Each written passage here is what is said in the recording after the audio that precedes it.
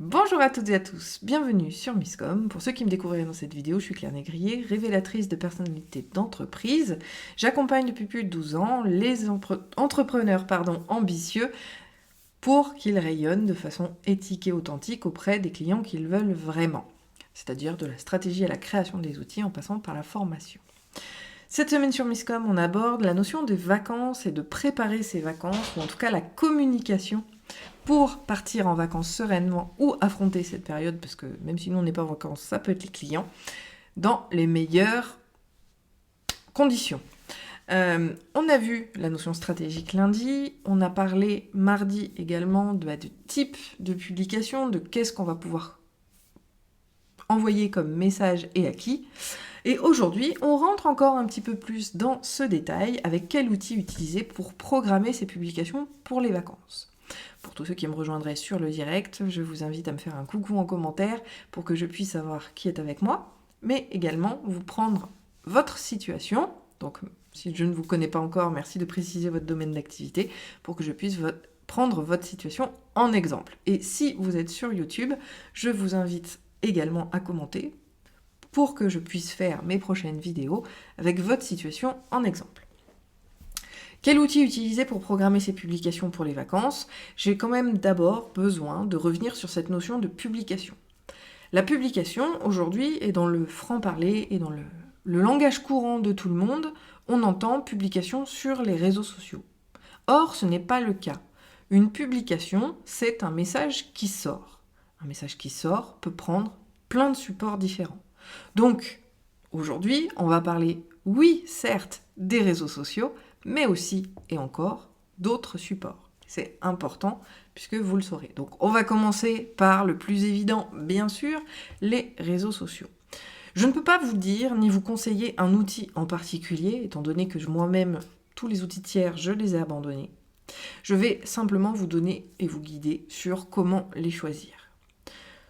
Je vais reprendre les médias sociaux les plus standards, d'accord, commençant par celui sur lequel je publie ces lives, c'est-à-dire Facebook.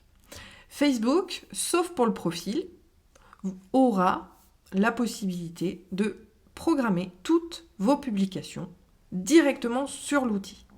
Et moi, je vous encourage vraiment à utiliser l'outil de publication de Facebook lui-même, qui, me semble-t-il, vous permet aussi de programmer les publications d'Instagram, au moins pour celles des murs, pas forcément pour celles des stories, me semble-t-il, mais au moins sur celles de vos murs. Quoique, peut-être que pour les stories, je peux aussi le faire, je ne suis pas allée vérifier avant de lancer la vidéo. Donc, n'hésite pas à checker si vous pouvez programmer vos stories. En tout cas, l'outil de manager, de Facebook Manager, va vous permettre de gérer la programmation de vos publications, de pages, de profils Insta, et à l'intérieur de groupe, vous avez aussi cette option, c'est qu'au lieu de publier, vous allez cliquer sur la petite encoche d'à côté pour cliquer sur programmer, et vous aurez effectivement la possibilité de programmer ces publications.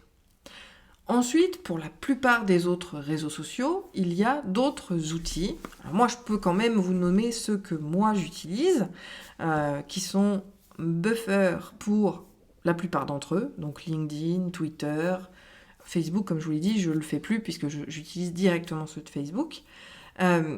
Et pour Pinterest, j'utilise Tailwind, qui est vraiment un outil génial.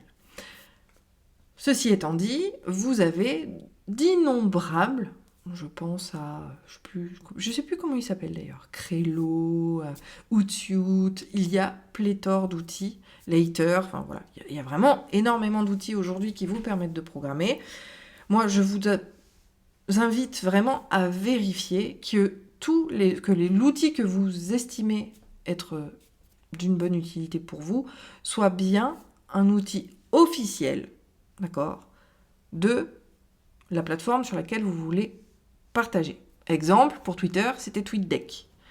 Je ne sais pas s'il existe toujours, mais c'était le programmateur, l'outil programmeur officiel qui était autorisé par Twitter et qui permettait de le faire le plus simplement possible, sans baisse de reach. Cette notion de reach, c'est la portée de vos publications qui est essentielle à réfléchir, essentielle à garder en tête, parce que, si vos outils ne sont pas validés par les plateformes sur lesquelles vous souhaitez publier, les plateformes ne vous montreront pas.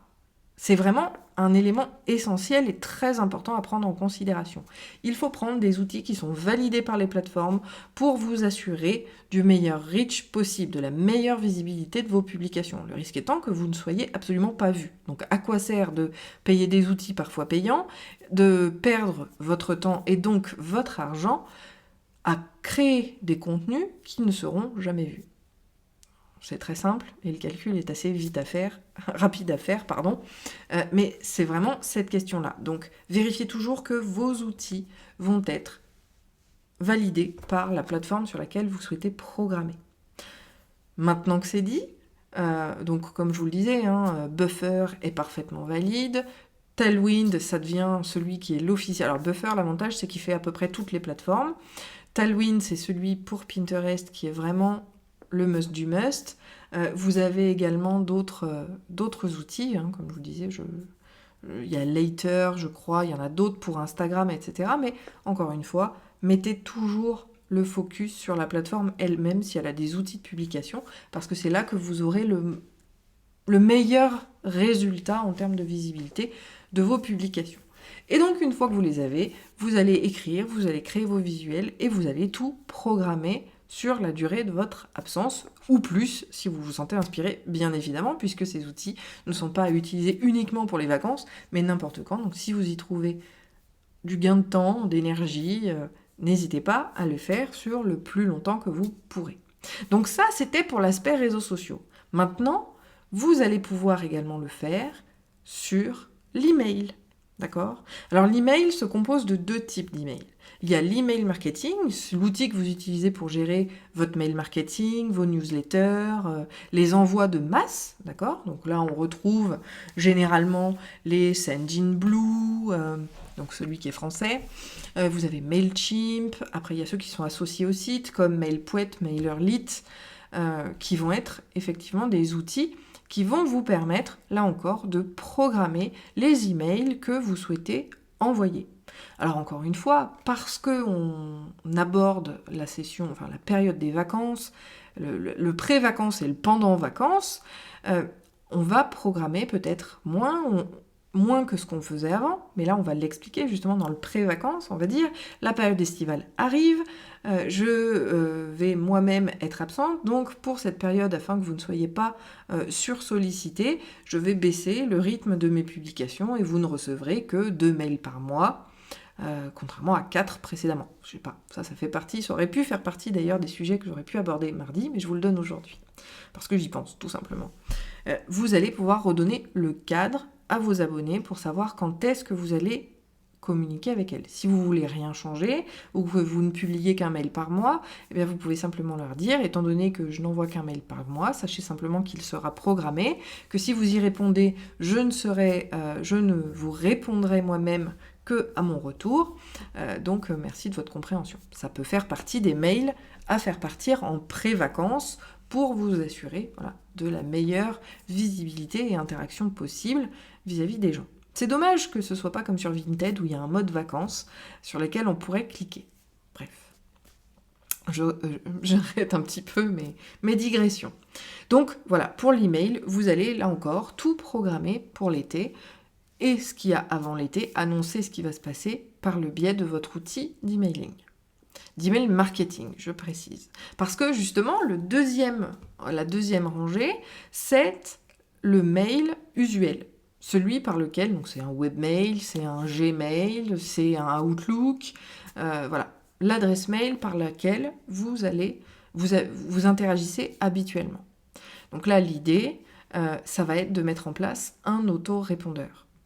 Il n'y a rien de plus frustrant en tant qu'humain d'envoyer un message qui n'obtient jamais de réponse.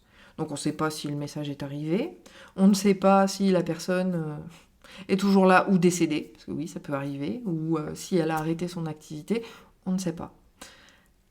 Bon, sauf quand on a arrêté, si le nom de domaine a été supprimé, bien souvent on a un message d'erreur disant que l'email n'existe plus, et là on a l'information.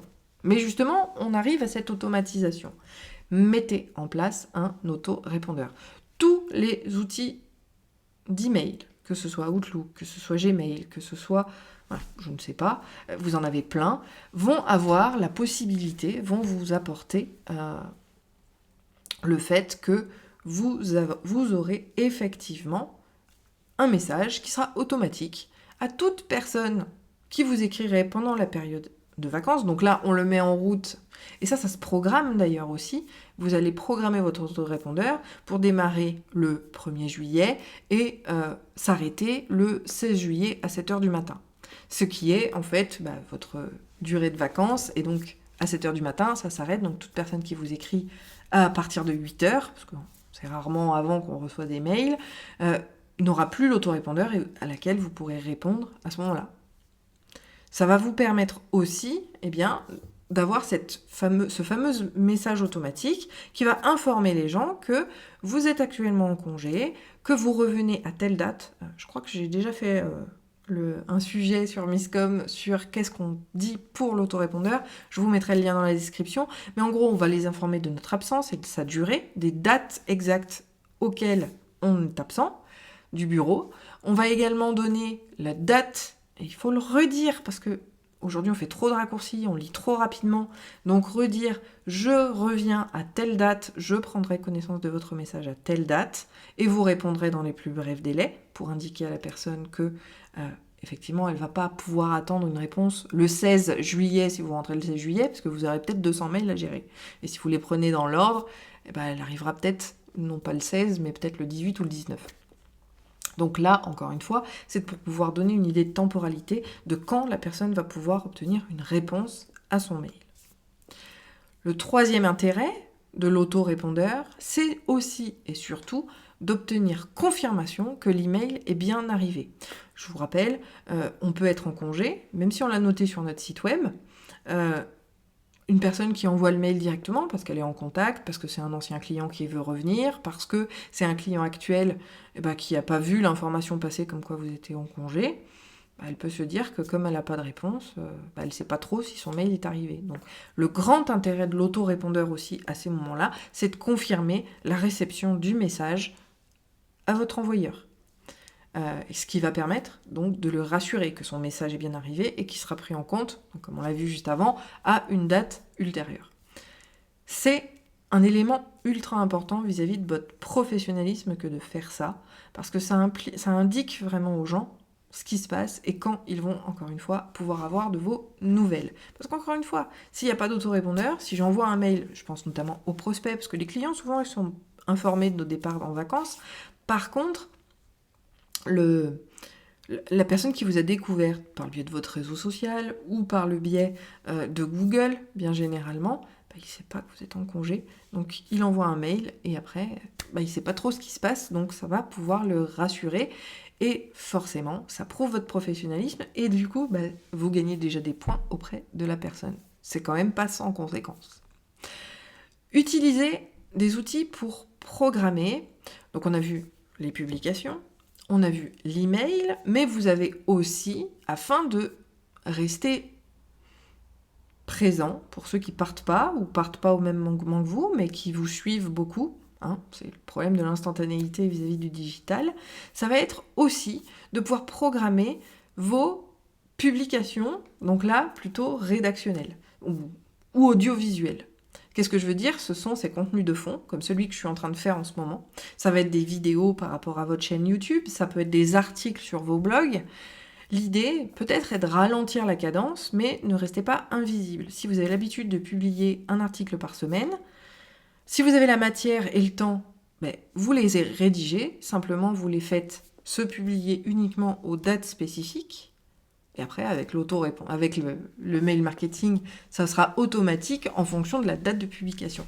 Mais vous avez cette possibilité qui est quand même importante pour pas faire 2 mois en mode fantôme.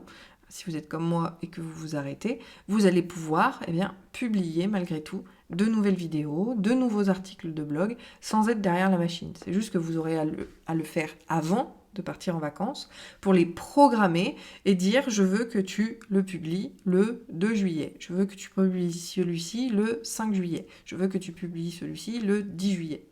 Et puis celui du 16, je serai de retour, donc je pourrai le publier manuellement. Mais ça permet de rester vivant.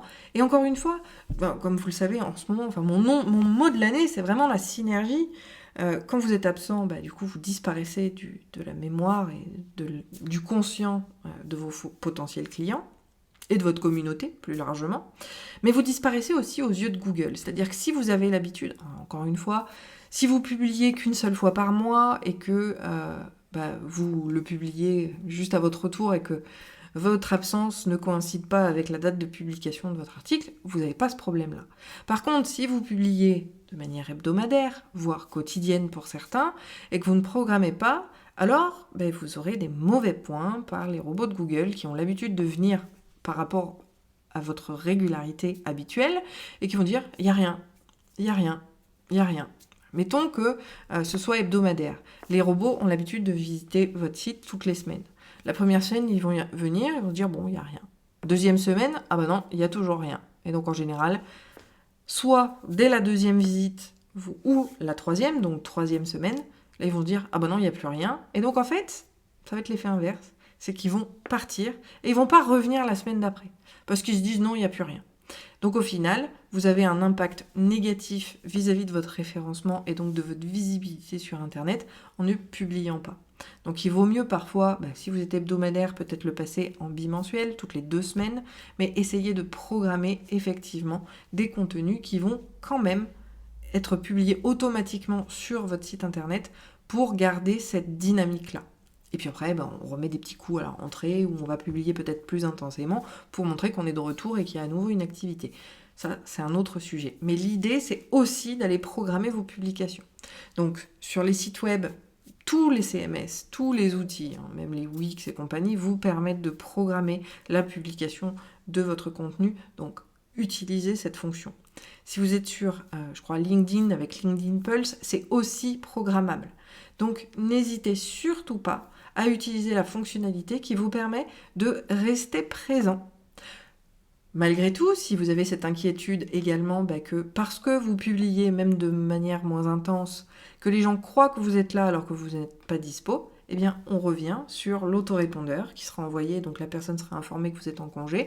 Vous avez également, pourquoi pas, le pop-up qui peut s'afficher conditionnellement sur, par exemple, moi je l'ai déjà programmé, on va sur la page d'accueil. Donc quand on clique sur le lien de la page d'accueil, il y a une pop-up qui s'ouvre et qui dit « Vous pouvez, merci de votre intérêt et de votre envie de m'envoyer un message, sachez juste que je suis en congé actuellement et je prendrai connaissance de votre message à ce moment-là. » Vous avez aussi, par le biais du formulaire de contact, d'autres possibilités. L'afficher directement sur la page de contact ou, parce que ça peut être aussi les deux pour faire une piqûre de rappel, l'afficher dans le message de validation d'envoi. Vous savez, ça affiche soit un petit message, soit ça redirige vers une page de remerciement. Dans les deux cas, vous allez remettre le message comme quoi vous êtes actuellement en congé et que vous prendrez connaissance du message à partir de telle date et que vous les remerciez. Ce sont des petites choses, oui, des petit peu de travail de fourmi, mais qui, je vous assure, vous permettront vraiment de faire la différence et surtout de gagner en qualité perçue, qui est quand même l'objectif primordial pour le développement d'une entreprise. Sur ce, c'est bien assez long. Si vous avez d'autres idées, d'autres questions, je vous invite à les partager. Vous avez les commentaires sur la vidéo. Vous avez également le message privé sur la page ou le profil sur Facebook qui ont la même photo d'avatar. Et vous avez bien sûr le mail à claire@smithcom.fr pour pouvoir me poser toutes vos questions. Mais bon, le but c'est quand même d'échanger par commentaire et même entre vous. Et si vous avez d'autres idées comme ça, parce que je vous ai partagé que les miennes, mais si vous avez d'autres idées également sur quelques petits tips comme ça à préparer pour l'été, je vous invite là encore à les partager. De même, si vous pensez que cette vidéo peut intéresser quelqu'un, partagez-lui simplement. Et puis si vous m'avez découverte ici et que vous avez kiffé ma dynamique, les sujets que j'aborde, je vous invite à liker la page, vous abonner à la chaîne YouTube et dans les deux cas, cliquez sur la petite sonnette pour recevoir les notifications. Je vous souhaite une très bonne journée et je vous dis à un prochain sujet. Bye!